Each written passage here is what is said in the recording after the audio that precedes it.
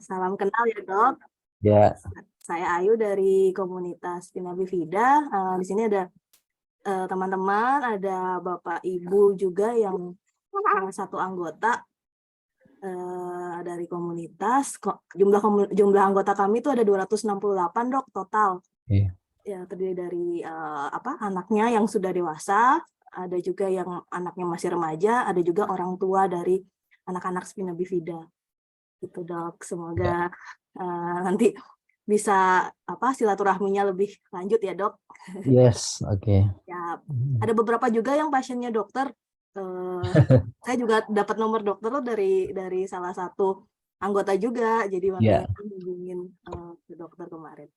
Itu oke. mungkin apakah sudah bisa dimulai dokter? Bisa santai aja. Oke, Ini siap. saya dapat berapa lama nih kira-kira? Oke, kalau gitu saya serahkan waktu dan tempat untuk ke Mas Moderator, Mas Ya, Ferdian. Mm-mm. Silakan dimulai. Oke, Nanti yang menentukan berapa lamanya beliau. Ya, Silakan Mas Ferdian. oke. Terima kasih Kak Ayu. Oke. Selamat sore Bapak dan Ibu, para peserta webinar pada sore hari ini. Juga selamat datang Dr. Hendra Cahya. Kita panggilnya Dr. Hendra berarti ya. Oke. ya, Dr. Hendra Cahya, spesialis ortopedi, master kesehatan. Nah, pada webinar bertajuk CTE-EV atau Clubfoot pada penyandang Spina Bifida. Nah, sebelumnya perkenalkan, nama saya Ferdinand Linardi. Saya adalah moderator pada webinar sore hari ini, dan saya juga seorang pengurus dari Komunitas Spina Bifida Indonesia. Saya juga seorang Spina Bifida dewasa. Nah, pada sore hari ini pasti kita senang ya, sudah kedatangan dokter selaku pembicara ahli yang akan mengcover atau membahas beberapa insight dan mungkin pengetahuan yang bisa berguna untuk teman-teman dan para pendengar di webinar kita sore hari ini. Nah, dokter, sebelum itu saya mungkin mau menjelaskan sedikit tentang CV dokter Hendra terlebih dahulu ya dok. Mungkin saya bisa perkenalkan dokter sedikit melewat PPT CV yang sudah kami persiapkan. Nah mungkin nanti setelah itu dokter Hendra bisa sembari memaparkan informasi-informasi yang akan di-share kepada teman-teman peserta webinar sore hari ini. Tapi mungkin nanti sebelumnya kita coba foto-foto dulu. Nanti saya beri apa-apa segitu ya dok ya. Oke. Saya coba share screen dulu ya untuk CV-nya.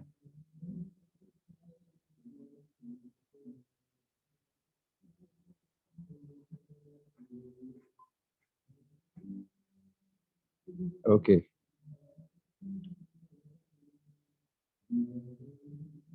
Oke, jadi mungkin sedikit profil singkat. Dr. Hendra Cahya Kumara, spesialis ortopedi dan magister kesehatan, dokter Indonesia yang lahir di Surakarta dan juga sekarang domisilinya di Karanganyar, Jawa Tengah ya dok. Nah juga Dr. Hendra berafiliasi dengan institusi pendidikan dokter spesialis ortopedi dan traumatologi FK UNS atau Profesor Dr. Soeharto Orthopedic Hospital Surakarta. Juga Dr. Hendra Cahya Kumara juga merupakan anggota dari ID atau Asosiasi Dokter Indonesia, juga PABUI dan juga IPOS. Kemudian riwayat pendidikan dan pelatihan. Nah, Dr. Hendra ini dulu mengambil S1-nya di Universitas 11 Maret Solo, Surakarta. Juga setelah itu mengambil spesialisasi di tahun 2011 hingga 2016. Kemudian ambil lagi nih magister kesehatan juga sama di Universitas 11 Maret Surakarta. Nah juga Dr. Hendra berkesempatan nih kalau saya lihat di Korea pada Januari sampai April 2015 mengambil orthopedic traumatology attachment dan juga di Cheonnam National University Gwangju.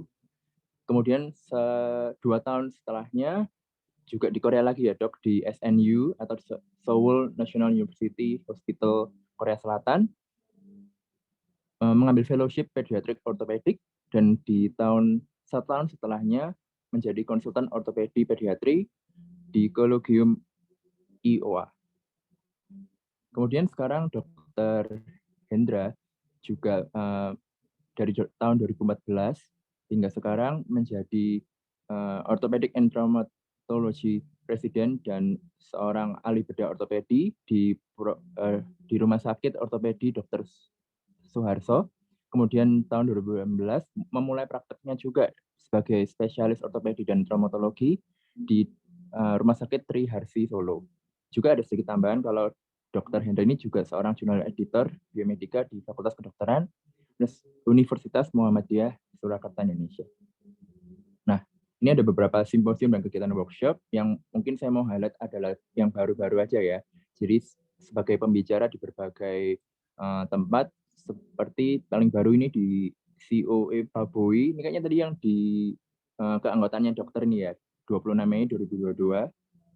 Kemudian ada banyak sekali ya, ini kita bisa lihat kalau dokter sering mengeluarkan publikasi ilmiah, melakukan penelitian. Nah, jadi kita hari ini kedatangan pembicara ahli yang sangat kompeten di bidangnya.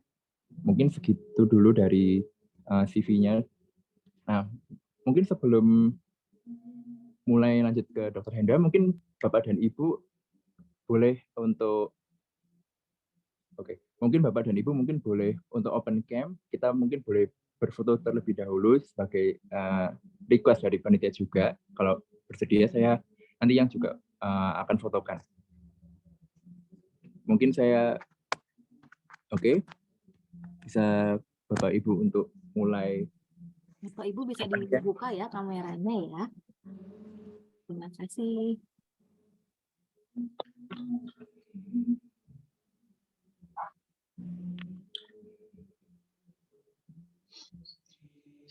Oke. Kalau begitu saya coba foto. Mungkin Kak Ayu kalau bisa foto juga boleh ya. Mungkin saya mulai dulu ya. 1, 2, 3. Oke, satu kali lagi sebentar ya. 1, 2, 3. Oke. Kak Ayu mau foto juga? Cukup ya? Cukup, oke, aman. Oke. Kalau begitu, terima kasih Bapak dan Ibu. Sekarang saya persilahkan untuk Dr. Hendra, waktu sudah tempat, saya persilahkan untuk Dr. Hendra untuk bisa men-share ke kami tentang materi yang akan disampaikan. Terima kasih. Oke. Ini sampai jam berapa ini yang untuk presentasinya nih, Mas Wadim? Kami berpresentasi mungkin sekitar 30 menit. Oke. Kira-kira sekitar ya. Ya. Oke, saya share screen dulu deh, Mbak.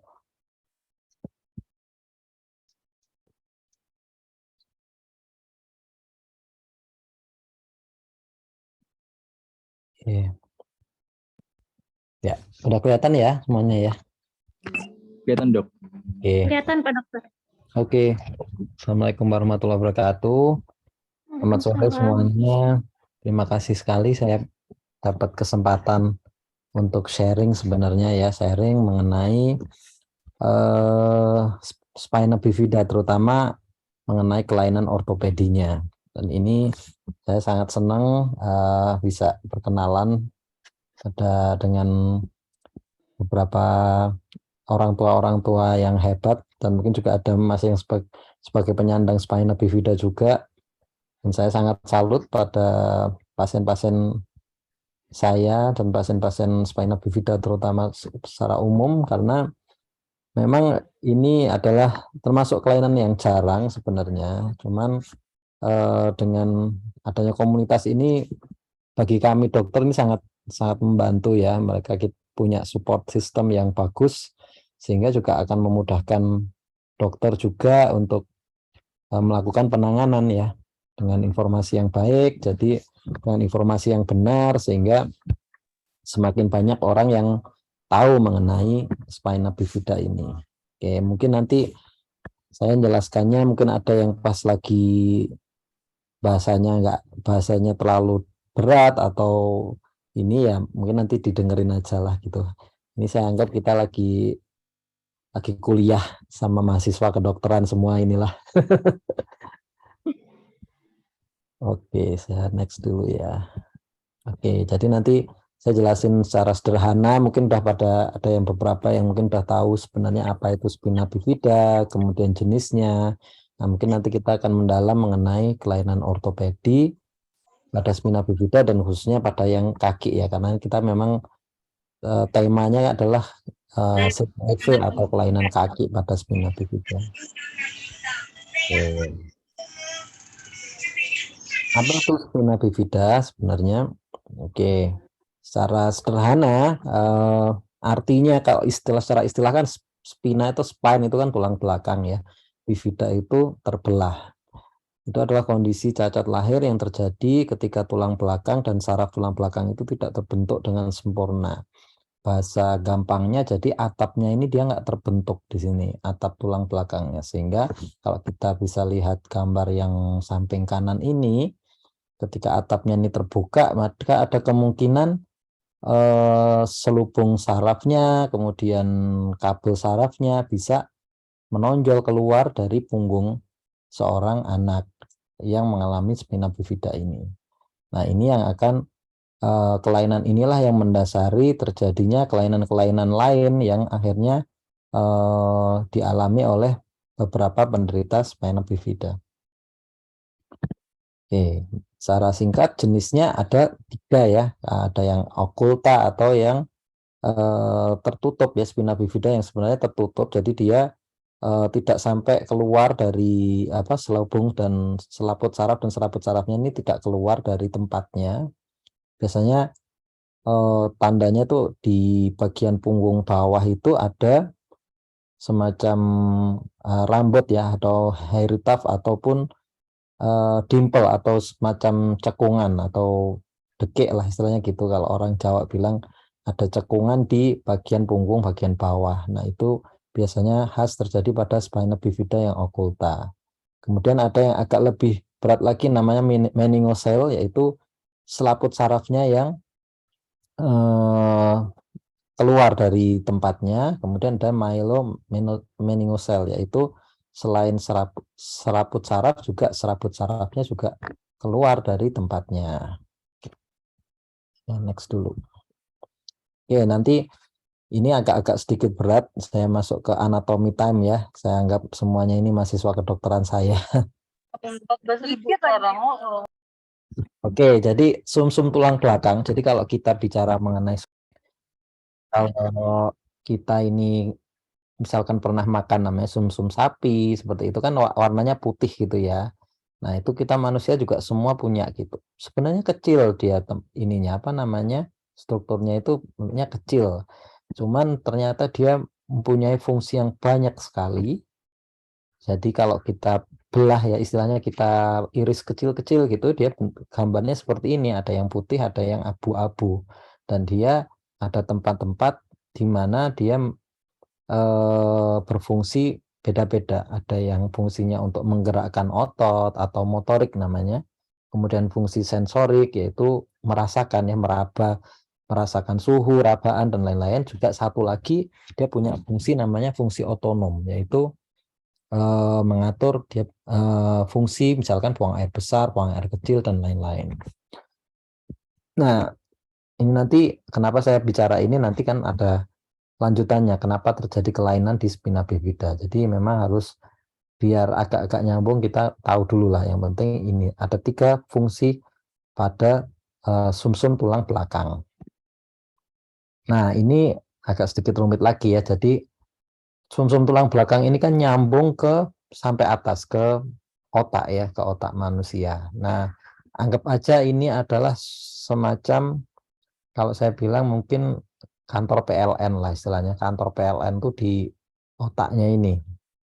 Ada tiang-tiang listrik di mana yang atas ini kantor pusatnya sampai yang bawah ini, atau istilahnya yang lebih kantor cabangnya gitu ya. Jadi ketika trafo listrik ini ada di semakin atas, dia ini punya fungsi semacam mengaliri listrik ke semua komplek perumahan gitu. Jadi kalau mengalami pemadaman satu kompleks semua mati lampu gitu kan. Nah, itu yang terjadi kalau misalkan ada kelainan atau misalkan ada kerusakan atau misalkan ada kecelakaan yang mengenai di sumsum di bagian tulang leher. Nah, itu bisa sampai menyebabkan kematian, bisa sampai menyebabkan kelumpuhan semua dari tangan sampai kaki. Itu karena yang terkena adalah rumah listrik yang paling atas ini. Dia listriknya seperumahan semuanya, dia yang fungsinya ada di situ. Untungnya di spina bifida ini cukup jarang atau memang nggak ada sih yang spina bifida terjadi di daerah tulang leher, karena kalaupun terjadi itu pasti nggak bisa gerak apa-apa, dia tangan dan kakinya nggak bisa. Yang sering terjadi pada spina bifida ini ada di daerah rongga dada dan bagian bawah tulang punggung bagian bawah, atau daerah torak, daerah lumbal, maupun sampai tulang ekor sakral. Semakin ke bawah, trafo ini ternyata cuma mempersarafi atau mengaliri listrik ke rumah yang lebih sedikit. Sehingga kalau yang terkena ini semakin ke bawah, ke semakin tulang ekor, ternyata kekuatan otot atau akibat yang disimpulkan ternyata tidak terlalu berat. Beda kalau yang terkena semakin tinggi ya levelnya, seperti itu. Gitu kira-kira paham ya gitu ya. Jadi kalau misalkan yang terkena, kalau ini yang gambar kanan ini kan ada angkanya L3, L4 dan fungsi-fungsinya. Misalkan yang terkena dia di level L4, misalkan ini gunanya ada tulisannya knee extension atau di lututnya. Lututnya mungkin dia nggak bisa gerak, tapi ternyata panggul sampai atasnya dia normal di situ. Atau misalkan yang terkena justru yang atasnya, L3-nya, misalkan panggulnya nggak bisa gerak, otomatis yang bawah, lutut dan bagian pergelangan kaki dia juga nggak bisa gerak sama sekali. Jadi semakin ke bawah dia kenanya, itu semakin baik ya istilahnya, atau semakin ringan spina bifida yang dialami. Tapi semakin tinggi levelnya memang dia ada kemungkinan dia untuk berjalan semakin kecil karena memang otot-otot yang dipersarafi semakin banyak. Oke, gitu ya. Kira-kira secara sederhananya seperti itu. Oke, kita istirahat dulu anatominya ini karena cukup berat bahasanya. Ya, oke, tapi mudah-mudahan paham semualah ya. Jadi semakin tinggi kantor PLN yang kena, jadi makin banyak otot yang juga mengalami kerusakan. Oke, ini sekarang kondisi umum terkait. Kita belum bicara sampai yang ortopedinya. Pada beberapa anak-anak spina bifida ini mengalami gangguan kecerdasan. Ini karena kalau kita lihat dari anatominya tadi kan dia sampai ke otak, sehingga ada cairan namanya cairan cerebrospinal itu, yang cairan otak itu dia mengalami hambatan sehingga mengalami namanya hydrocephalus. Nah, ini kadang menyebabkan sedikit sih gangguan kecerdasan pada 20% pasien. Kemudian kita ingat tadi saya bilang ada fungsi otonom, fungsi kadang buang air besar, buang air kecilnya terganggu, dan ini memang sering terjadi pada kasus-kasus spina bifida. Dan menariknya kadang pasien spina bifida beberapa tidak begitu menyadari kalau dia punya kelainan ini. Karena saya pernah juga punya pasien yang udah dewasa ya, udah 35 tahun lah. Keluhannya karena dikonsulkan ke saya karena kelainan di kakinya dia yang terus-menerus kembali bengkok gitu. Tapi saya cuma nanya sederhana, Mas, kalau kencing kerasa nggak gitu kan? Enggak dok, sampai sekarang saya masih ngompol gitu, bilang gitu. Dan itu salah satu tanda yang paling mudah untuk kita curiga, mungkin pasien ini adalah seorang pasien spina bifida seperti itu. Dan juga kelainan sampai yang berat ya, gagal ginjal. Kemudian ada kecenderungan infeksi atau luka pada kaki, pada kulit, karena memang kulitnya mengalami gangguan sensori. Saya bilang tadi kan ada gangguan kulit yang kurang sensitif, sehingga kalau dia pakai sepatu sering mengalami lecet, kemudian ada luka, dia nggak kerasa karena memang nggak ngerasa sakit di situ.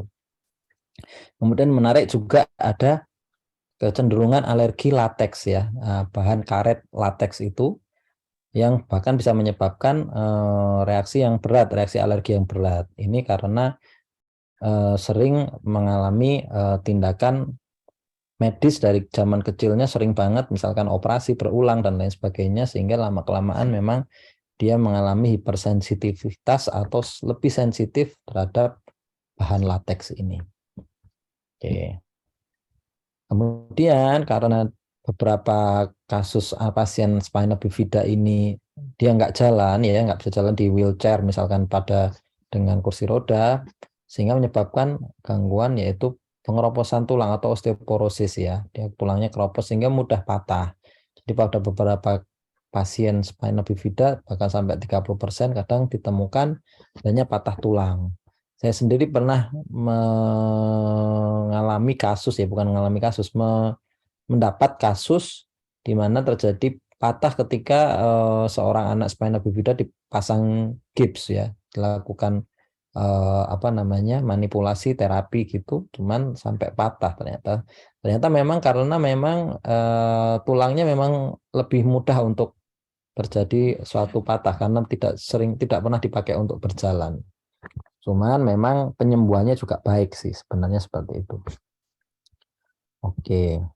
Nah, ini kita bicara mengenai kelainan ortopedis pada spina bifida. Ortopedi sendiri adalah suatu cabang ilmu kedokteran ya. Jadi yang kita ini nggak cuman sebenarnya patah tulang atau ngurusin tulang aja sebenarnya, tapi kita juga mempelajari semua anggota gerak atau muskuloskeletal system. Jadi ada tulang, ada otot yang menempel di situ, ada persarafan di situ. Sehingga kalau terjadi gangguan pada alat gerak itu, seorang dokter ortopedi salah satu yang menanganinya. Nah, ini pada pasien spina bifida ini ternyata terjadi juga gangguan pada anggota gerak tubuhnya. Mengapa terjadi itu? Salah satunya karena adanya ketidakseimbangan kerja otot pada persendian, kemudian adanya kelemahan otot, adanya penurunan sensasi, dan ini semua menyebabkan gangguan anggota gerak. Kelainan-kelainan ini bisa terjadi perlahan-lahan, jadi tidak secara langsung didapatkan, atau ada juga yang memang dari lahir langsung terjadi. Misalkan contohnya pada kasus clubfoot itu sendiri atau kaki bengkok itu, ada yang memang dari lahirnya udah terlihat bahwa dia spina bifida dan adanya kaki bengkok, atau memang secara developing atau berkembang. Jadi anak ini berjalan terus lama-lama kakinya bengkok seperti itu. Oke, tata laksana ortopedi, tugas kami adalah yaitu mengawasi, memonitor yaitu deformitas. Deformitas itu perubahan bentuk ya, baik pada tulang belakang atau pada anggota gerak bagian bawah. Kalau sudah terjadi perubahan bentuk, bagaimana dok? Ya kita perbaiki ya, kita perbaiki. Kemudian tujuan akhirnya, nah ini yang penting adalah tujuan akhir kita kalau di sisi ortopedi adalah ambulasi ya pada pasien-pasien spina bifida. Ambulasi itu berarti bisa berpindah tempat, baik dengan alat bantu ataupun tidak menggunakan alat bantu. Jadi kita tidak bicara mengenai anak ini harus bisa jalan gitu, enggak. Jadi pengertian ambulasi itu adalah anak ini bisa berpindah tempat dengan baik. Jadi syaratnya pindah tempat itu apa sih? Ada beberapa, misalkan anak ini benar-benar tidak bisa berdiri, maka dia harus bisa duduk dengan baik, karena itu adalah syarat untuk dia bisa menggunakan kursi roda dengan baik gitu kan. Dia harus duduk dengan baik. Kalau syaratnya bisa berjalan dengan baik apa? Yaitu anak ini harus bisa berdiri dengan baik. Berdiri dengan baik berarti kakinya harus bisa napak, dia harus bisa pakai sepatu seperti itu. Nah, itu adalah peran ortopedi di sini gitu. Jadi kita tidak bisa membuat anak ini tahu-tahu bisa jalan, enggak, tapi kita memfasilitasi ya, memudahkan anak ini supaya nantinya dia bisa ambulasi atau berpindah tempat dengan mudah seperti itu. Oke. Kelainannya kita bagi dua. Ada satu di tulang belakang itu sendiri, karena memang spina bifida kan memang adanya di tulang belakang kelainannya. Yang kedua adalah ada kelainan pada anggota gerak bagian bawah, di panggul, di lutut, dan di kaki. Problem tulang belakang biasanya yaitu ada 30% anak spina bifida ini memiliki skoliosis, kemudian ada juga yang kiposis atau posisi bungkuk seperti itu. Kadang memerlukan operasi tulang belakang, terutama pada skoliosis yang progresif atau makin lama makin berat. Nah, itu perlu dilakukan tindakan operasi karena lama-kelamaan akan mengganggu fungsi paru-parunya. Untuk panggul sendiri ada 30% ya, dia bisa lepas sendi panggul namanya. Kalau kita lihat di sisi kanan ini kan ada gambar ronsen di mana ini kursor saya kelihatan enggak ya? Nggak kelihatan. Di mana panggul ini yang harusnya ada di mangkoknya dia keluar nih dua-duanya di sini. Nah, ini sering terjadi pada level-level yang atas ya. Jadi pada spina bifida yang terkena di lumbal yang lebih atas lagi, sehingga menyebabkan adanya ketidakseimbangan otot-otot panggul dan akhirnya tulangnya berubah, persendiannya berubah, akhirnya bisa sampai lepas sendi panggul. Namun menariknya pada spina bifida ini dia tidak menyebabkan nyeri ya, tidak menyebabkan sakit. Anak ini nggak ada keluhan nyerinya, tapi memang kalau kita X-ray bentuk panggulnya sudah berubah. Dan pada spina bifida sendiri terkadang adanya dislokasi tidak juga mempengaruhi terhadap kemampuan anak berjalan. Alias ada beberapa anak yang berjalan ya dengan dislokasi panggul yang kanan dan kiri pun bisa tetap yang bisa mampu mencari cara supaya dia bisa berjalan sendiri. Jadi memang anak-anak ini kan spesial. Jadi dia akan mencari cara bagaimana caranya dia beradaptasi dengan kondisi tubuhnya sendiri seperti itu. Kemudian lutut. Nah, pada lutut ini biasanya yang kita temukan ada dua jenis. Satu posisinya kaku, posisi nekuk. Satunya kaku, posisi lurus seperti itu. Nah, ini kadang kita sering ketemukan saat lahir. Biasanya kita lakukan ini mirip dengan kaki bengkor. Jadi kita lakukan pengegipan secara dini ya, secara dini langsung kita tangani supaya posisinya bisa lebih mudah kembali. Jika diperlukan, kadang kita perlu melakukan tindakan operasi. Ini contohnya kasus kami di mana ada dua, ini kelihatan kalau dari atas ini lututnya lurus, kemudian kakinya bengkor. Nah, ini kita lakukan secara simultan. Awalnya kita lakukan pengegipan berkala, kemudian yang biasanya problem tinggal lututnya, dan di lututnya kita lakukan operasi seperti itu. Ini juga contoh kasus misalkan pada bayi yang baru lahir, kita temukan kakinya lurus banget sampai ke atas, yang satunya ke bawah terus nggak bisa dilurusin. Jadi memang spesial ya, kelainannya nggak sama antara kanan sama kiri, kadang seperti itu. Dan menariknya ternyata dengan tata laksana secara dini ya, jadi awal dari bayi langsung dibawa, pengegipan itu ternyata sangat membantu kita, membantu pasien juga, sehingga kita tidak perlu melakukan tindakan operasi yang besar ya pada beberapa pasien kami, hanya dengan melakukan pengegipan serial. Tapi memang syaratnya adalah semakin dini dilakukan semakin baik ya, seperti itu. Nah, kita sekarang beranjak ke kelainan-kelainan kaki pada spina bifida. Ini adalah beberapa pertanyaan yang sering saya temukan pada ibu-ibu pasien saya. Mengapa kaki anak saya ini kok sekarang mulai kelihatan bengkok ya dok, dulu padahal waktu kecilnya enggak gitu kan. Kadang dia nginget-nginget habis jatuh terus kemudian kok sekarang bengkok seperti itu.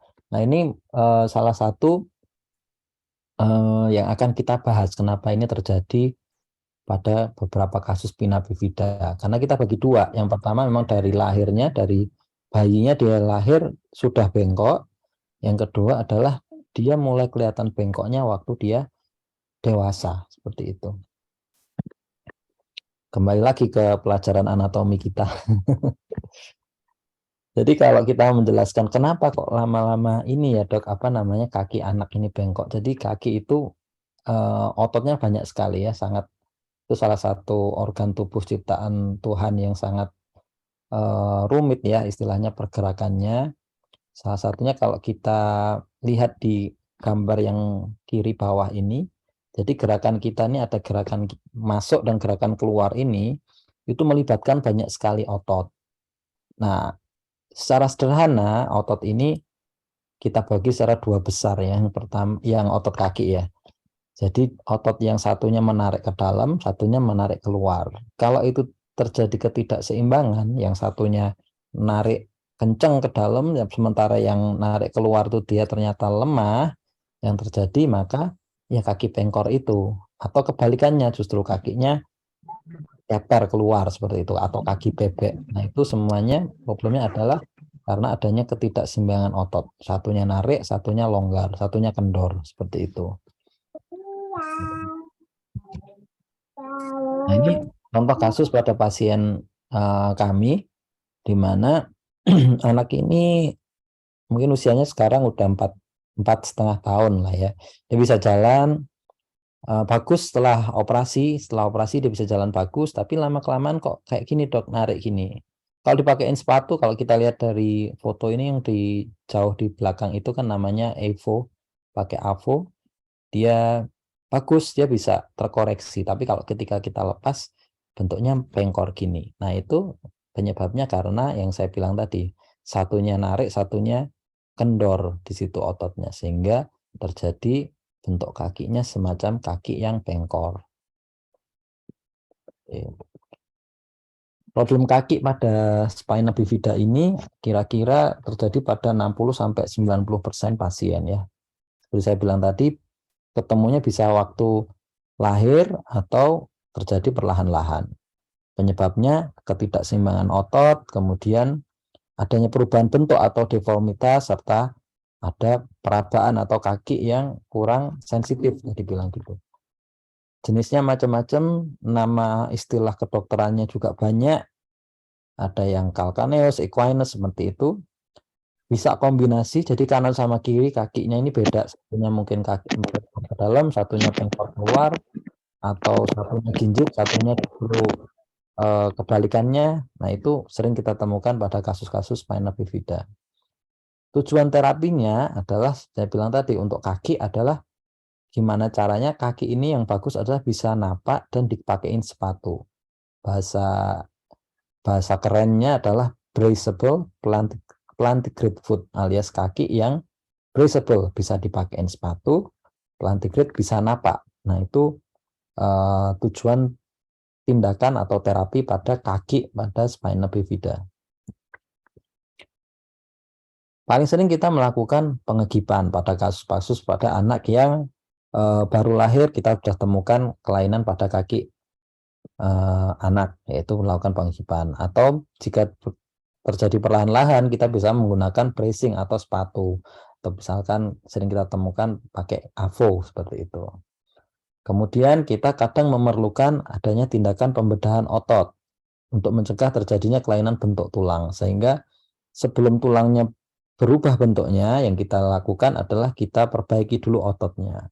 Tapi kalau sudah terlanjur terjadi suatu perubahan bentuk tulang, yang dilakukan adalah operasi tulangnya. Dan tata laksana ini perlu dievaluasi secara berkala. Jadi tidak langsung selesai saat itu juga. Jadi kita perlu evaluasi, monitoring, kontrol rutin supaya kita bisa melihat kelainan ini tidak bertambah parah seperti itu.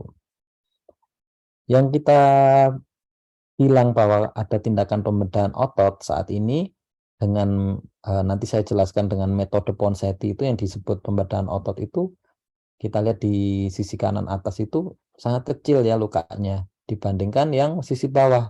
Foto bawah itu adalah jenis-jenis operasi zaman dulu yang sangat, istilahnya sangat besar ya, ekstensif. Jadi operasi-operasi yang dengan luka yang besar, kemudian operasinya sendiri lama, hasilnya juga tidak terlalu bagus. Nah, dengan kemajuan kedokteran saat ini, kita bisa menyederhanakan, istilahnya tindakan-tindakan yang kita lakukan menjadi lebih sederhana dan lebih kecil, dan hasilnya juga lebih baik, seperti itu. Ini salah satu jenisnya, ada namanya kaki jinjit atau equinus. Ini pada beberapa kasus kita temukan juga seperti ini. Kalau kita temukan masih pada usia-usia dini dia jalan, yang kita bilang fleksibel, kita cukup bisa masangin sepatu khusus atau EVO. Tapi pada kasus yang memang sudah terlanjur kaku atau memendek, maka kita lakukan operasi otot tadi, operasi tendon Achilles, seperti itu.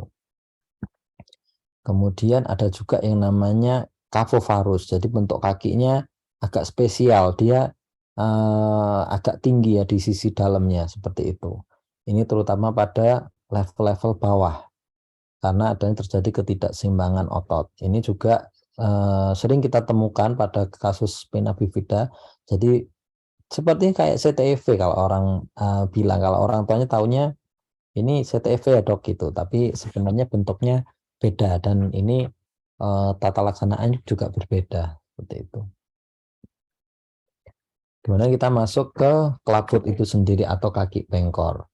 Nah, untuk istilahnya sebenarnya kalau CTEV sendiri itu dia kongenital ya, sebenarnya kongenital talipes equinovarus itu kepanjangannya. Sebenarnya CTEV sendiri itu adalah istilah yang untuk kaki bengkor yang sejak lahir tanpa ada kelainan yang lain. Kalau ini kita masukkan namanya clubfoot ya atau kaki bengkor. Nah, clubfoot ini memang dibagi dua secara garis besar. Satu yang lahir dengan kaki bengkor saja, yang kedua adalah kaki bengkor dengan kelainan yang lain atau kita bilang sindromik. Nah, sindromik ini spina bifida masuk di situ, sindromik itu. Nah, clubfoot atau kaki bengkor pada anak spina bifida ini masuk yang jenis rigid atau kaku dan terjadi pada 30% sampai terkadang 50% kasus. Dengan level tulang belakang yang terkena semakin tinggi, semakin di atas, ini insidensinya atau angka kejadiannya semakin tinggi ya. Yang menarik nanti metode Ponseti masih tetap bisa dilakukan dan tercapai dengan koreksi yang bagus. Cuman perbedaannya dengan yang biasa adalah sering terjadi kekambuhan, terjadi relapse atau kekambuhan 70%.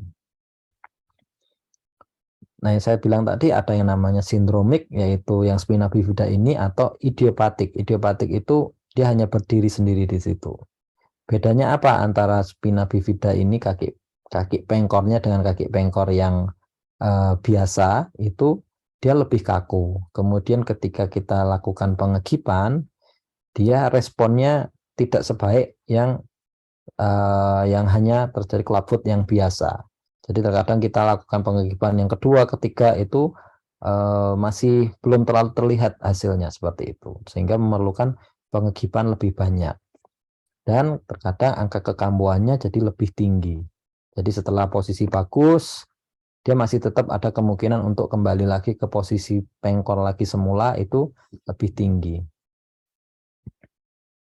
Oke, ini beberapa jurnal banyak sekali menyebutkan mengenai Ponseti method. Metode Ponseti method adalah tata laksana yang sangat efektif yang direkomendasikan saat ini untuk yang clubfoot pada spina bifida.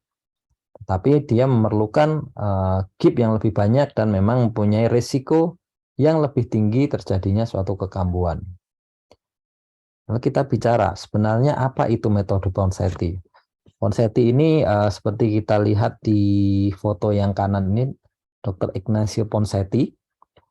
Beliau merupakan seorang dokter ortopedi ya, yang termasuk kita bilang seorang penemu. Kalau di dunia ortopedi beliau termasuk salah satu penemu besar ya, di mana yang beliau temukan ini adalah metode yang istilahnya sangat bagus karena dia menyederhanakan suatu operasi yang dulunya ceritanya operasi kaki itu operasi yang sangat sulit, sangat rumit, sangat besar tindakannya, kemudian hasilnya juga kurang baik, kemudian kita bilang zaman dulu itu begitu kaki anak terlahir pengkor atau itu kita bilang cacatnya bisa permanen. Nah, seorang dokter Ignacio Ponseti ini bisa menemukan suatu cara yang sangat sederhana dengan pengegipan dan beberapa metode yang lain dan kita bisa menikmati itu dengan sangat bermanfaat ya. Jadi beliau ini bermanfaat baik bagi pasien maupun dokter sendiri. Bagi pasien clubfoot, Dokter Ponseti ini, anak-anak clubfoot tidak perlu sampai harus mengalami operasi yang besar, kemudian kakinya bisa kembali normal seperti anak-anak yang lain. Untuk bagi dokter, bagi dunia kedokteran juga kita tidak perlu mempelajari teknik-teknik operasi yang sangat sulit zaman dulu, karena beliau bisa menyederhanakan dengan metode yang sederhana. Nah, metode Ponseti ini ada 3 fase. Yang pertama pengegipan ya, metode koreksinya. Kemudian diperlukan operasi kecil pada beberapa kasus, dan juga pemasangan sepatu. Nah, ini 3 ini adalah prinsip dasar dari metode Ponseti. Sebenarnya beliau hanya menemukan pada kasus yang idiopatik, ya, atau kasus clubfoot biasa. Beliau melakukan prinsip ini pada clubfoot biasa, tapi ternyata setelah dilakukan pada kasus-kasus yang lain, ternyata hasilnya juga baik gitu. Nah, ciri-ciri prinsip Ponseti, jadi kalau ada mungkin ahli kedokteran yang lain bilang, oh ini saya pakai Ponseti nih, atau ini saya nggak pakai, seperti itu. Nah, ciri-cirinya atau yang syarat-syaratnya antara lain dipsnya yang dipakai itu sampai di atas lutut. Kemudian yang namanya metode Ponseti, gipsnya ini diganti setiap 1-2 minggu sekali. Kemudian setelah tercapai koreksi, yang tidak kalah penting adanya pemasangan sepatu, yaitu untuk mempertahankan koreksinya, seperti itu. Nih, kalau secara sederhana fase koreksi itu dari yang nomor 1 yang kakinya masih bengkok sampai yang nomor 5 di mana kaki ini sudah sama seperti kaki yang normal. Setelah ini tercapai, nah kita perlu pakai fase mempertahankan atau maintenance dengan cara penggunaan sepatu khusus. Nah, Dokter Ponseti ini dengan sepatu yang ada barnya atau sepatu yang ada blok atau palangnya ini supaya dia tidak masuk kembali ke dalam. Oke. Bagaimana dengan spina bifida? Jadi spina bifida ini berbeda ya dengan CTFV yang murni, sehingga kadang kita memerlukan beberapa brace yang lain. Jadi selain foot abduction brace tadi, sepatu yang ada barnya, kadang kita perlu menggunakan AVO atau yang kiri atas ini. Ada beberapa kasus di mana yang terkena level spina bifidanya lebih tinggi, sehingga dia memerlukan KAVO atau sampai lutut ataupun sampai ke atas panggul. Ada juga standing bar atau untuk membantu berdiri pada anak-anak spina bifida yang levelnya lebih atas. Jadi memang brace pada spina bifida ini beragam ya istilahnya, tidak satu aja. Kita bicara mengenai kekambuhan atau rekurensi. Jadi pada anak spina bifida, CTEV yang clubfoot yang terjadi ini sering terjadi suatu kekambuhan, karena memang biasanya ketika ketemu sama kita ini kelainannya udah lebih berat. Kemudian saat pengigipan pun kita tidak bisa mencapai koreksi yang penuh. Samping itu juga pasien beberapa memang belum berjalan atau tidak berjalan, sehingga itu menyebabkan sering terjadinya kekambuhan di situ. Kemudian faktor lain, kalau di clubfoot yang biasa paling sering terjadi adalah karena ketidakpatuhan memakai brace tadi, sepatu tadi atau FAB. Nah, namun yang kita temukan di spina bifida ternyata tidak cuma masalah ketidakpatuhan, tetapi memang kaki anak ini sulit untuk dipakaikan brace karena memang dia mudah terjadi lecet, kemudian terjadi luka, di mana anaknya tidak merasakan sakit dan lain sebagainya karena adanya tidak sensitif ya, kulit yang tidak sensitif, sehingga memang menyebabkan sering terjadi luka dan tidak bisa dipakein sepatu. Nah, kalau kambuh apa yang dilakukan? Kita lakukan pengegipan ulang dan jika diperlukan kita lakukan operasi. Sebisa mungkin kita lakukan operasi dengan luka yang kecil seperti itu. Kemudian waktu pengegipan juga penting, kita perlu mengawasi kulitnya karena sering terjadi luka, sering terjadi lecet seperti itu. Kemudian kalau diperlukan, kalau sudah terjadi kasus di mana tulangnya juga sudah berubah, ya kita lakukan operasi tulang yang lebih besar seperti itu. Contoh kasus, misalkan pada kasus kami datang sudah dewasa dengan bentuk kaki yang sangat-sangat berat, seperti yang sisi kiri, yang foto kiri ini.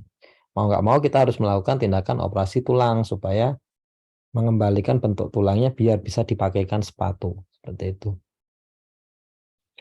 Oke, jadi kesimpulannya, nah, kita udah sampai ke halaman kesimpulan. Mudah-mudahan waktunya cukup. Jadi spina bifida ini memiliki beberapa kondisi terkait selain hanya pada tulang belakang saja. Salah satu problem di ortopedinya bisa terjadi baik di tulang belakang, di panggul, di lutut, dan kaki. Kemudian metode Ponseti juga bisa dilakukan pada clubfoot pada kaki anak spina bifida. Namun angka kekambuhannya cukup tinggi dan kadang memerlukan beberapa tindakan operasi tambahan, sehingga perlu monitoring tata laksana yang lebih intensif ya dibandingkan clubfoot yang biasa atau idiopatik. Saya yakin semua bayi adalah semua anak-anak ini terlahir ajaib kalau saya bilang. Saya sering menemukan beberapa kasus spina bifida di mana saya nggak bisa bilang ini apakah nantinya bisa berjalan atau tidak, tapi terkadang mereka menunjukkan bahwa keajaiban itu ada gitu kan. Tahu-tahu dia bisa kontrol 3 bulan 4 bulan berikutnya dia udah jalan-jalan aja nih, walaupun mungkin jari-jarinya masih belum bisa gerak seperti itu. Dan ini cukup menarik sebenarnya ya, karena anak-anak selalu berusaha beradaptasi untuk melakukan aktivitas mereka sehari-hari. Oke, ini salah satu contoh anak spina bifida ya. Dulu datangnya kakinya bengkok, kemudian dilakukan Ponseti treatment. Nah, sekarang dia memang belum bisa menggerakkan jari-jarinya. Untuk panggul dan lutut dia bisa bagus, cuman memang gerakan kakinya yang ankle-nya masih belum kelihatan. Tapi dengan bantuan orang tuanya sedikit-sedikit dia udah mulai jalan, dan kadang-kadang beberapa saat dia masih pengen melepas tangannya sehingga dia bisa jalan sendiri. Nah, mudah-mudahan ini bisa buat semangat semua ibu-ibu dengan pasien spina bifida. Nah, terima kasih dari saya. Kalau ada waktu boleh mampir ke rumah sakit saya di rumah ortopedi Soeharto Solo. Terima kasih semuanya. Wah, mantap sekali. Terima kasih ya Dokter Hendra untuk Ya. pemaparannya. Nah Dok, ini kita ada beberapa pertanyaan. Mungkin saya bisa masuk pertanyaan nanti dokter boleh bantu jawab gitu ya. Oke. Oke. Terima kasih ya Dok. Oke, pertanyaan pertama dari Kak Ayu Primarini. Ini Kak Ayu mau menyampaikan Minta makan. apa? Iya dok, sorry ya ini kameranya aku matiin. Iya jadi sebenarnya saya tuh kalau dibilang terlihat normal sih terlihat normal ya dok ya. Jadi bisa berdiri, bisa berjalan, kakinya tidak bengkok. Tapi baru terlihat ada keanehan tuh ketika jalan cepat atau lari gitu dok. Jadi pasti itu si jari jempol sama jari telunjuk kaki tuh agak masuk ke dalam, jadi bikin jari sebelah kanannya tuh jadi kayak masuk gitu, jadi bengkok gitu. Jadi jalannya saya agak pincang karena itu.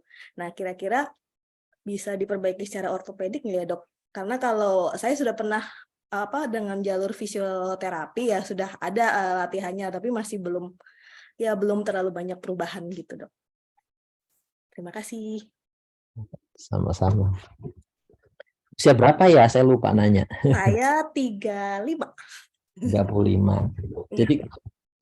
Jadi kan sekarang, tapi memang spina bifida ya udah Ya, saya pernah. spina bifida. Oke. Memang di L5 sampai S1. L1 ya, oke. Jadi kalau seperti ini kan kita lihat nanti proses berjalannya ya, atau gait-nya ya, gait atau gaya berjalan. Kita analisa gaya berjalan ibu, kemudian kita lihat ini sebenarnya otot yang lemah itu yang mana, yang mempengaruhi gangguan berjalan itu yang mana, dan di situ baru nanti akan kita tentukan problemnya apakah cuman di otot jari-jari kakinya aja atau sampai ke otot ankle-nya di situ. Oke. Nah, jadi kalau itu diperlukan dan misalkan mengganggu, misalkan sering terserimpet seperti itu, ya memang Iya. ada beberapa tindakan-tindakan ortopedi yang bisa membantu di situ. Cuman memang kita harus lihat ya, kita harus evaluasi benar problemnya di mana, seperti itu sih sebenarnya.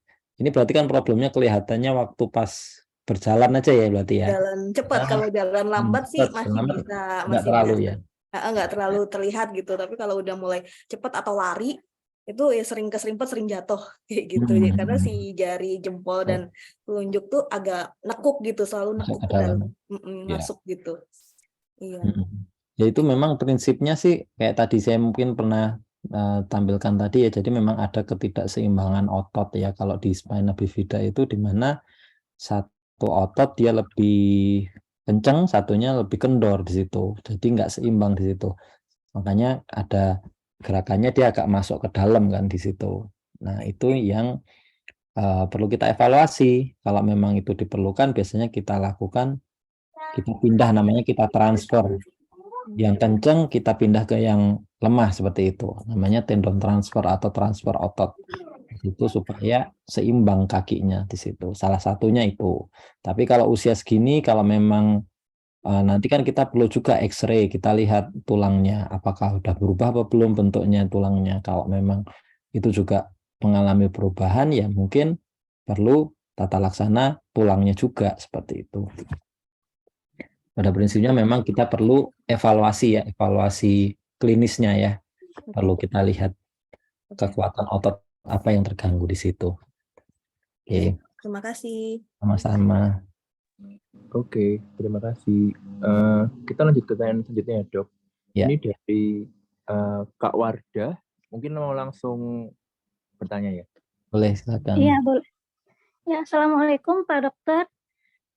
Perkenalkan, saya Wardah, usia saya 32 tahun. Saya kebetulan alumni Clubfoot juga, Spina Bifida juga. Di sini saya mungkin mirip pertanyaannya sama Mbak Ayu, cuma mungkin background story-nya sedikit berbeda. Saya setelah mengetahui kalau saya ini kebetulan baru tahu 5 bulan yang lalu saya Spina Bifida. Saya itu setelah ini Clubfoot itu mungkin karena orang tua nggak follow up di daerah sini, jadi memang setelah itu tuh agak bengkok Pak Dokter, kaki saya agak bengkok dan 5 bulan yang lalu saya sempat jatuh, setelah periksa-periksa ternyata saya juga ada teter cord Pak Dokter, ada teter cord. Jadi yang saya mau tanyakan mungkin mirip sama Mbak Ayu tadi, itu setelah saya mungkin menjalani operasi teter cord, karena sekarang makin miring posisi bengkok, kaki saya makin bengkok ke kiri, bengkok sekali dari dengkulnya itu bengkok. Itu memungkinkan nggak kalau untuk dioperasi mungkin bisa dirapikan sedikit bentuknya gitu? Terima kasih. Oke. Ya, jadi itu kan menarik ya. Jadi kan kita bilang tadi ada beberapa kasus di mana pasien tuh kadang nggak kalau ternyata dia seorang spina bifida gitu kan. Dan seperti saya bilang, jadi memang ada kelainan yang perlahan-lahan dia, nggak langsung dari lahir kelihatan. Nah ini memang kelainan kaki ini paling sering di situ. Jadi pada orang-orang dengan spina bifida ini memang kecenderungan kakinya makin lama makin bengkok karena ada otot yang satunya kenceng banget, satunya yang lemes di situ.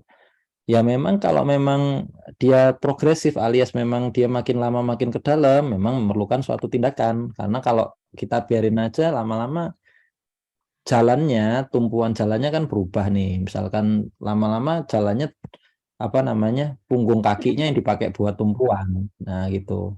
Nah itu kadang-kadang karena nggak kerasa, mungkin juga nggak terlalu sakit, akhirnya tulangnya yang buat tumpuan ini kan lama-lama juga mengalami kerusakan. Nah itu kita nggak pengen terjadi di situ. Sehingga ya memang kalau saya sendiri memang memerlukan tindakan pembedahan ya. Kalau memang sudah jelas memang terjadi makin lama makin masuk, makin lama makin pengkol. Nah itu memang bukan tindakan. Cuman gini, tindakan operasi kaki pada spina bifida ini memang sering terjadi kekambuhan, sehingga selalu kita bilang sama pasien mungkin suatu saat bisa jadi operasinya harus berulang ya. Kalau terjadi kambuhan lagi harus kita ulang lagi, dan ini memang pada beberapa pasien harus berulang kali kita kasih tahu seperti itu. Terutama memang pada pasien dewasa seperti itu. Baik Pak Dokter, terima kasih. Ya, sama-sama. Oke, terima kasih kepada Pak Dokter. Dok, kita Ya. lanjut ke pertanyaan selanjutnya ya. Di sini ada Ibu Dewi Tustika yang bertanya, Dok, izin bertanya, penyebab utama terjadinya spina bifida apa ya? Terus juga apa bisa terdeteksi saat hamil, dan apakah anak dengan spina bifida atau CTEV butuh terapi tumbuh kembang, dan apakah sebetulnya FAB saja atau kombinasi, Dok? Oke, terima kasih pertanyaannya. Untuk penyebab utama macam-macam ya. Salah satunya yang sering digalakkan adalah mengenai asam folat ya, asam folat pada kehamilan. Sehingga kalau seorang dokter kandungan sekarang ini kan udah semua dibekali bahwa pentingnya suplementasi asam folat atau pemberian asam folat pada ibu hamil, karena memang salah satu yang dikaitkan dengan adanya spina bifida ini adalah kekurangan defisiensi asam folat pada saat kehamilan. Kemudian apakah bisa terdeteksi saat hamil? Seharusnya lewat USG, seorang dokter kandungan bisa melakukan diagnosa spina bifida jika memang terlihat ya pada spina bifida yang terbuka seperti itu, memang terlihat bisa memang ada cara cara USG-nya untuk melihat apakah seorang embrio atau janin ini mengalami spina bifida atau enggak. Jadi bisa terdeteksi sebenarnya. Cuman di usia kehamilan yang sudah mungkin trimester 2 atau ketiga ya. Kemudian pertanyaan apa? Apakah anak dengan spina bifida dan CTEV butuh terapi tumbuh kembang, dan apakah sepatunya FAB aja? Oke. Untuk terapi tumbuh kembang, jadi kalau anak-anak spina bifida itu nanti kita tetap perlu terapi ya, bukan terapi tumbuh kembang, tapi memang terapi fisioterapi secara umum, karena kita fokus anak ini nantinya apakah bisa jalan atau enggak. Kita berusaha untuk membuat dia bisa berdiri, kemudian dia akan latihan jalan seperti itu. Dan memang beda dengan anak idiopatik CTEV atau CTEV yang murni, karena kalau CTEV murni biasanya dia tidak ada kelainan tempat lain sehingga dia bisa berjalan, dan memang harus bisa berjalan seperti itu. Tapi memang kalau dengan spina bifida agak berbeda. Kita nanti akan tentukan apakah anak ini nanti bisa jalan atau enggak, kemungkinannya, sehingga nanti yang dilakukan adalah fisioterapi ya. Seperti itu. Apakah sepatunya FAB aja atau kombinasi, Dok? Nah, ini seperti saya bilang tadi, jadi memang sepatu FAB atau foot abduction brace ini utamanya memang dilakukan pada CTEV atau clubfoot yang idiopatik atau CTEV yang biasa. Nah, pada spina bifida memang tidak, dia biasanya memerlukan brace yang banyak ya. Selain FAB, terkadang kita perlu memakai AVO paling minimal seperti itu, dan protokol penggunaannya pun berbeda, sehingga kadang setelah kalau anak CTEV biasa 4 tahun lulus lah, kalau spina bifida nanti kita tetap evaluasi, kita perlu pakaiin AVO, kita lihat lagi kalau dia memang agak kambuh, kita pasang lagi seperti itu. Jadi memang kalau protokolnya sendiri agak beda, ponsetinya istilahnya dimodifikasi, modifikasi ponseti, karena memang spina bifida ini dia kambuhannya cukup tinggi ya, kambuhannya cukup tinggi, sehingga memang sepatunya sendiri juga kombinasi seperti itu. Oke. Oke, baik. Itu kira-kira ya. Semoga menjawab ya Bu Dewi Tustika. Oke, Dok, ini masih ada beberapa pertanyaan, kita bisa lanjut ya. Saya coba. Boleh. Oke, boleh ya. Terima kasih. Nah, ini ada pertanyaan dari Bu Tarima Mitaki. Dok, izin bertanya, CTEV dengan kaki yang lemas dapat menyebabkan panggul dislokasikah, dan apakah harus dengan tindakan operasi untuk panggulnya? Oke, kalau ini kita bicara CTEV atau kaki pengkol lah ya, kaki pengkol dengan kaki yang lemas, apakah bisa menyebabkan panggul dislokasi? Jadi kalau kita bicara spina bifida, ya bisa. Jadi memang gangguan dislokasi panggul itu memang penyebabnya karena adanya ketidakseimbangan otot ya. Satu otot panggul yang narik, satunya dia meluruskan, dan itu satu lebih kencang. Akhirnya yang terjadi tulangnya mulai berubah, dia mulai geser-geser, terjadi suatu dislokasi. Kalau sudah terjadi dislokasi seperti apa? Apakah perlu tindakan operasi? Pada beberapa kasus, jika dislokasinya ini terjadi dari kecil, kemudian biasanya dua-duanya, dan anak ini udah bisa berdiri, terkadang malah justru nggak kita lakukan tindakan operasi. Tapi kalau masuk yang dia perlahan-lahan ya, munculnya perlahan-lahan, sehingga makin lama makin tinggi atau progresif kita bilang, nah ini memerlukan suatu tindakan operasi. Seperti itu kira-kira. Oke, Dok. Semoga menjawab ya, Ibu. Nah, sekarang ke pertanyaan selanjutnya ini lumayan panjang. Mungkin dari Ibu Afra mau bicara langsung atau saya bacakan saja? Mohon dibacakan aja Mas, nanti kalau misalnya mau nanya nanti dilanjut sama dokter mungkin ya. Oke, baik. Saya bacakan ya. Anak saya terlahir dengan spina bifida tipe myelomeningocele dengan penyerta hidrocephalus dan CTEV. Untuk CTEV-nya sudah melalui proses gips, tetonomi Achilles, dan saat ini sudah pakai brace. Dan lutut anak saya sebelah kiri didiagnosa genu recurvatum dan bentuk kakinya seperti huruf X. Mohon penjelasannya, Dok, harus bagaimana? Oke, usianya 7 bulan ya ini kalau saya baca ya. Oke. Ya. Ini seperti saya bilang tadi, jadi memang anak spina bifida ini ada macam-macam ya, istilahnya kelainannya ada yang di panggul, di lutut, di kaki. Nah, kalau ini kan berarti yang problem adalah di lutut serta di kakinya.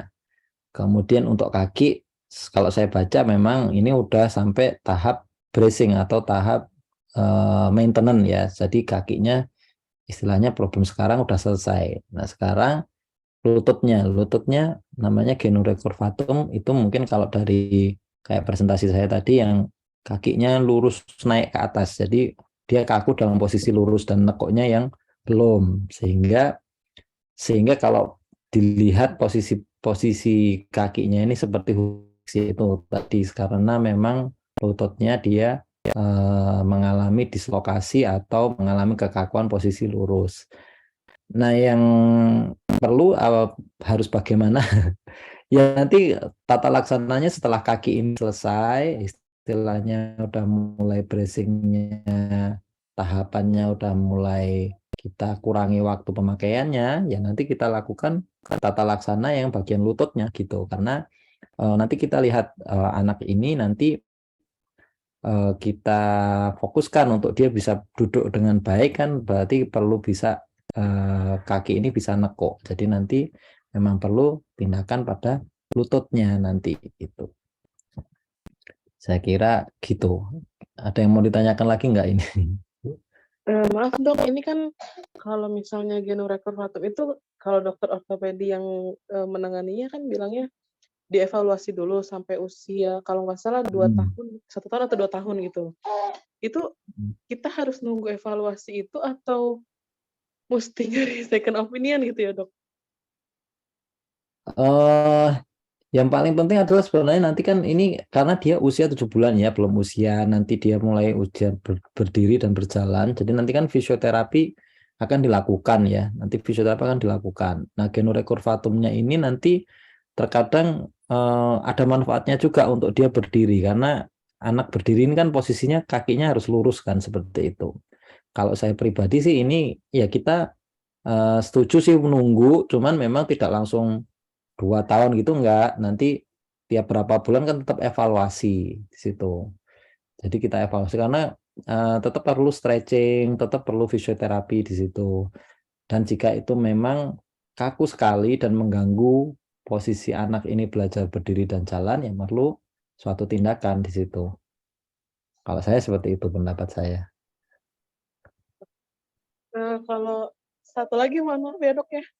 Boleh, boleh, Kan silahkan. saat ini anak saya tuh bukan pakai sepatu Fab ya dok, pakainya Dennis Brown. Itu apa ya, bisa mengkoreksi atau gimana gitu dok? Maksudnya kalau saya lihat teman-teman yang lain kan pakainya pakai sepatu Fab ya dok.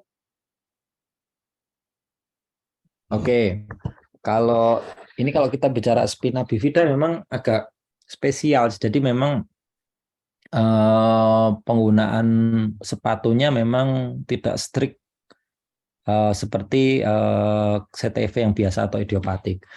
Kalau Ponseti sendiri apa namanya, yang disarankan tetap foot abduction brace ya, dengan beberapa persyaratan sepatu itu. Sebenarnya kan ada persyaratan sepatu itu, dan tidak harus mahal. Istilahnya syarat sepatunya adalah minimal bentuk kakinya. Nanti bisa saya share sebentar ya. Saya boleh share screen dikit ya kali ya. Oke.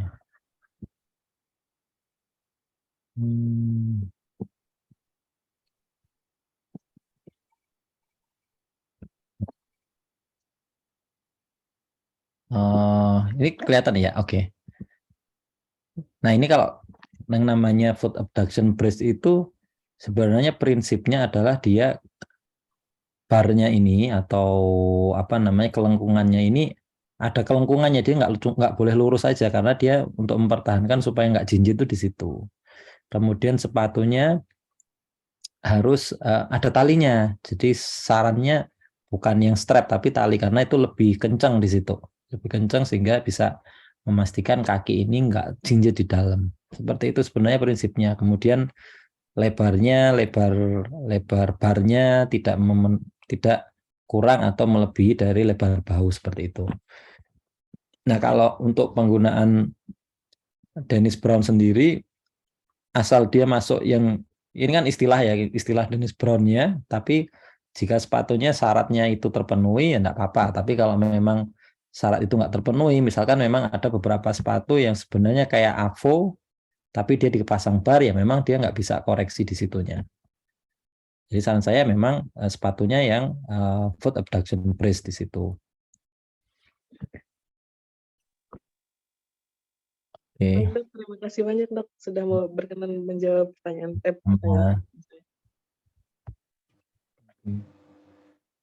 Terima kasih ya dok. Ini pertanyaannya selanjutnya dari Krisna Askari.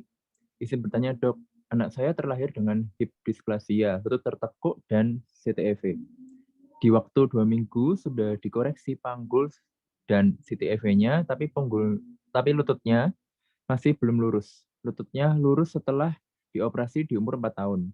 Tapi masalahnya panggulnya belum lurus sempurna, jadi kalau jalan agak sedikit merukuk. Apa ya merukuk ini? Nah, apa tindakan yang perlu saya lakukan, dok? Dan apakah lutut yang tertekuk dari lahir itu menyebabkan otot dari lutut ke bawah tipis sekali, dok? Oke. Makin satu-satu. Makin susah pertanyaannya. Makin susah itu.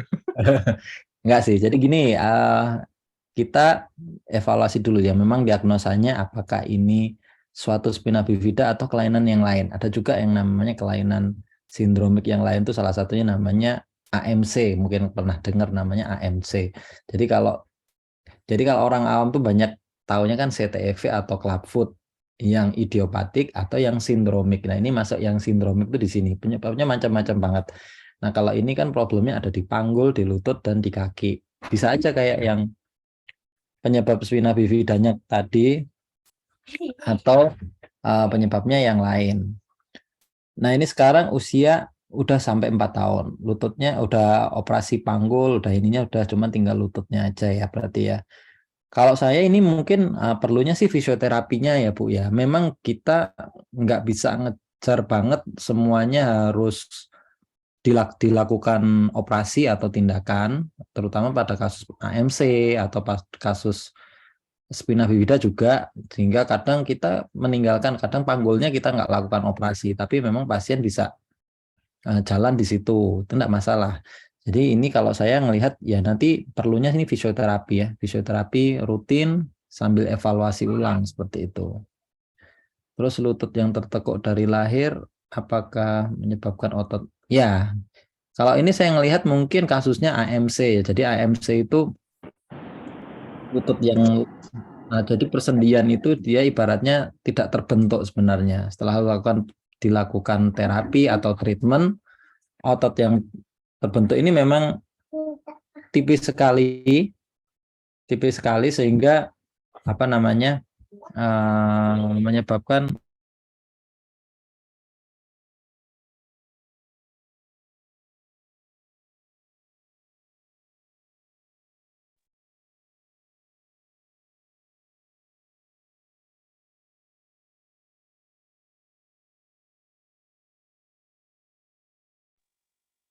Halo dok.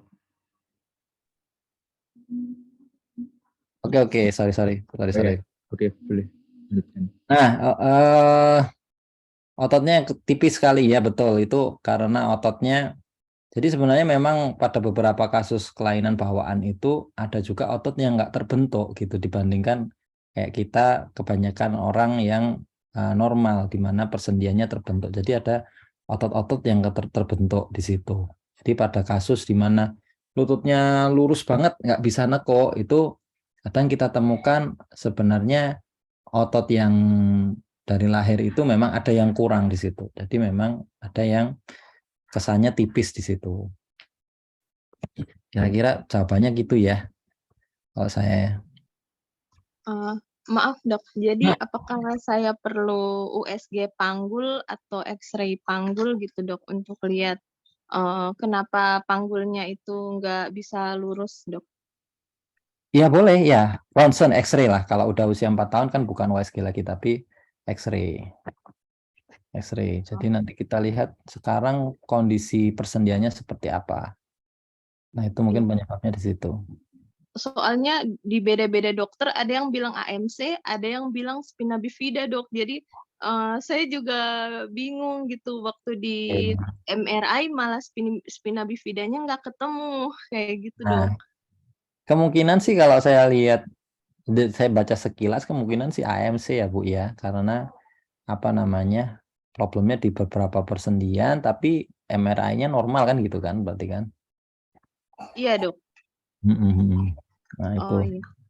Ya. Jadi perlu X-ray ya dok. Ya. Terima kasih dok. Sama-sama.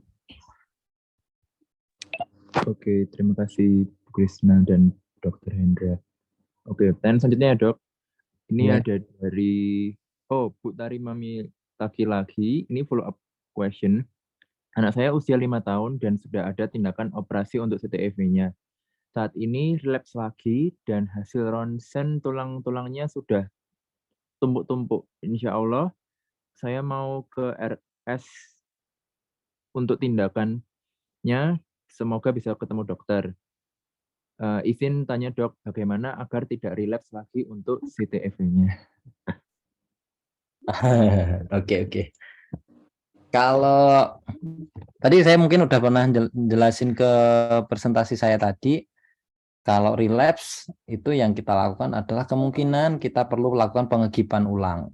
Seandainya perlu operasi, kita pengennya operasinya sesimpel mungkin karena kan sudah pernah dilakukan tindakan operasi ya. Jadi kita menghindari operasi besar supaya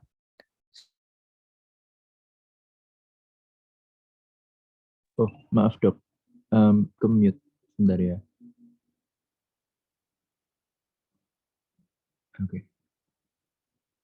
Oke. Nah, jadi tata laksananya adalah nanti mungkin perlu digip ulang jika diperlukan lakukan operasi. Cuman operasinya yang kita inginkan adalah sesimpel mungkin, sesederhana mungkin karena operasi pada daerah yang pernah dilakukan operasi memang resiko kekakuannya cukup besar sehingga kita pengennya kita lakukan pengegipan semaksimal mungkin jika lakukan operasinya yang sesimpel mungkin seperti itu.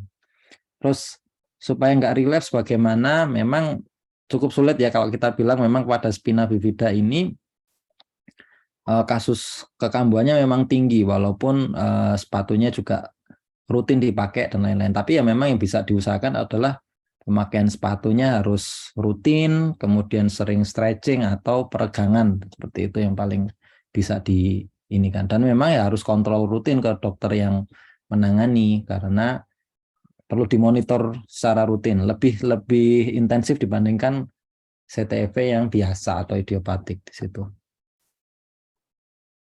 Gitu kira-kira. Semoga menjawab ya, Bu. Sebelumnya, Dok, saya mau tanya. Ya, Relapse boleh. ini bukan recurrence ya? Maksudnya relapse itu tetap semakin parah ya? Atau maksudnya berulang? Berulang sama. Kalau Oh, recurrence sama. atau relapse sama. Itu Oh, sama istilah itu. yang sama buat kita. Oke, oke. Baik. Ya. Oke. Pertanyaan selanjutnya dari Bu Nines dari Yogyakarta ya. Ini selamat sore, Dok. Saya ibunya Kali, salah satu pasien Dokter Hendra, benar ya, di RSO. Maaf, Dok, Im nggak kontrol ini. Izin bertanya, Dok, Kali itu kalau berdiri masih belum bisa lurus lututnya. Apakah ototnya yang memendek atau di tulangnya ya? Kemudian apakah perlu dilakukan X-ray? Sekali lagi, Dok. Terima kasih. Oke. Apakah perlu X-ray? Mungkin kita perlu lakukan X-ray untuk lihat persendian sekarang seperti apa. Kalau salah si Kali ini salah satu pasien saya yang spesial juga lah.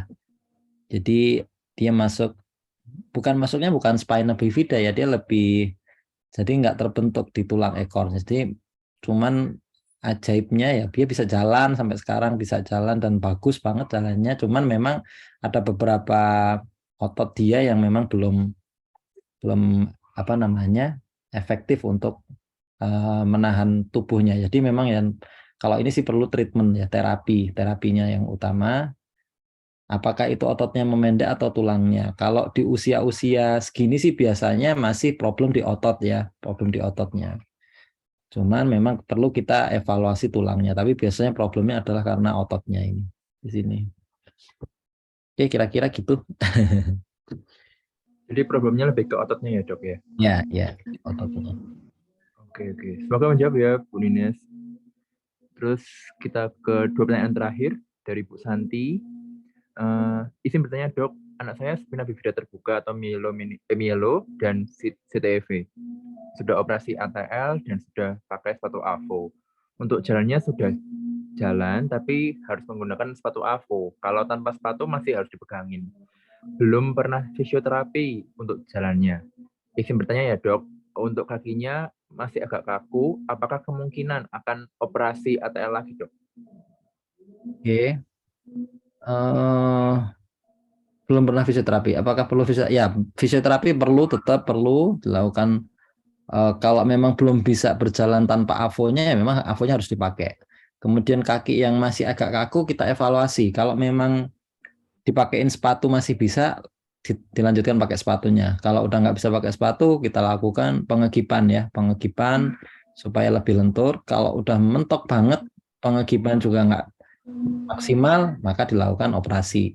Seperti itu. Seperti kita bilang, operasi-operasi pada spina bifida ini kita usahakan sesimpel mungkin. Kita nggak pengen melakukan operasi yang besar, nggak pengen melakukan operasi yang ekstensif, karena memang angka kekambuhannya tinggi. Jadi sebisa mungkin kita lakukan sederhana, supaya misalkan nanti kambuh juga kita nggak perlu lakukan tindakan yang lebih berat lagi, seperti itu. Jadi sepatu dulu, kalau nggak bisa kita lakukan pengegipan, kalau memang mentok memang kita lakukan operasi lagi. Gitu. Oke, saya kira sudah sangat jelas. Makasih ya, Dok. Ini semoga menjawab ya, Bu Santi. Oke, dan terakhir dari Mikaela, Kak Kaela. Selamat sore, Dr. Hendra. Mau tanya, stretching apa yang bisa intens dilakukan untuk spina bifida, ya Dok, tanpa harus memberi beban penuh pada spina bifidanya? Terima kasih. Oke, jadi kalau stretching secara sederhana ya, di semua persendian ya, kalau terutama di bagian ekstremitas bawah atau alat anggota gerak bawah. Anggota gerak bawah kita ketahui ada 3 sendi kan, sendi panggul, sendi lutut, sendi ankle atau pergelangan kaki. Stretchingnya apa? Jadi kalau untuk yang panggul, sendi panggul, jadi posisinya yang kita harapkan posisi bisa ngangkang. Jadi kaki atau panggul ini bisa ngangkang membuka gitu supaya dia nggak kaku masuk ke dalam. Kemudian juga bisa ngangkat paha atau posisi mengangkat dan meluruskan paha itu di sendi panggulnya. Untuk sendi lutut berarti stretchingnya harus bisa nekuk sama lurus lututnya dijaga, terutama meluruskan lutut ya, meluruskan lutut supaya tidak kaku. Dan untuk yang ankle dilakukan supaya bisa nggak jinjit. Jadi stretchingnya pergelangan kakinya digerak-gerakkan supaya tidak jinjit. Jadi di 3 persendian itu dijaga stretchingnya supaya nggak terjadi kekakuan atau pemendekan otot. Karena memang seperti saya bilang tadi, spina bifida menyebabkan adanya ketidakseimbangan kerja otot. Satunya kencang, satunya kendor di situ. Kira-kira gitu. Baik, terima kasih Dokter Hendra. Sama-sama. Oke. Wah, nggak terasa ya sudah jam 16.26. Nah, ini sepertinya pertanyaannya juga sudah rampung, sudah selesai. Semoga Bapak Ibu terjawab ya pertanyaan-pertanyaannya. Nah, misalnya nanti kalau ada yang mau tanyakan lebih lanjut, bisa kunjungi Dokter Hendra di rumah sakit mana aja, Dok, tadi? Saya di Rumah Sakit Ortopedi Suharso, Solo, sama swastanya Rumah Sakit Triharsi. Nah, kalau boleh tahu prakteknya setiap hari apa nih, Dok? Siapa tahu nanti ada yang mau ke Solo, silakan begitu.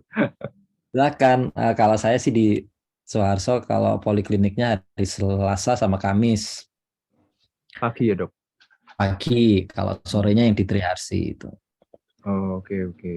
Sip. Nah, ini ada request sedikit dari panitia, karena tadi ada peserta yang bertambah, kita foto sekali lagi ya terakhir. Jadi, sekaligus Boleh. menutup sesi hari ini. Oke, saya beri apa-apa ya. Mungkin Bapak Ibu boleh kembali membuka videonya, jadi kita bisa foto biar kelihatan wajahnya gitu ya.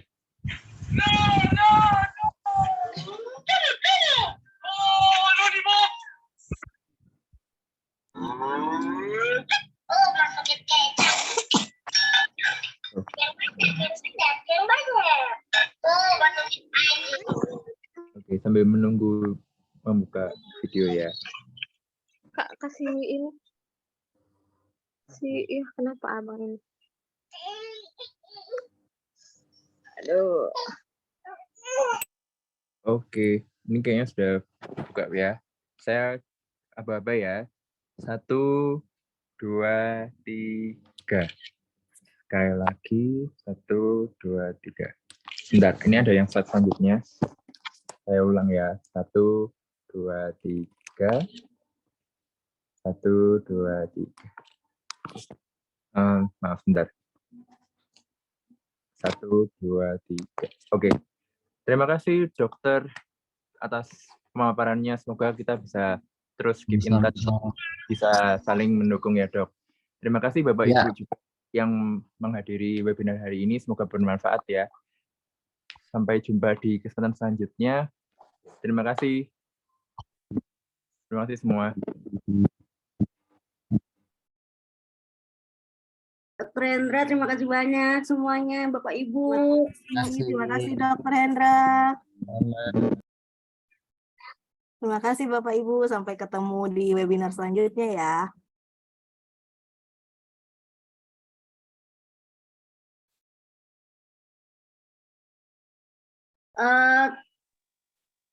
Bayu. Iya, kenapa?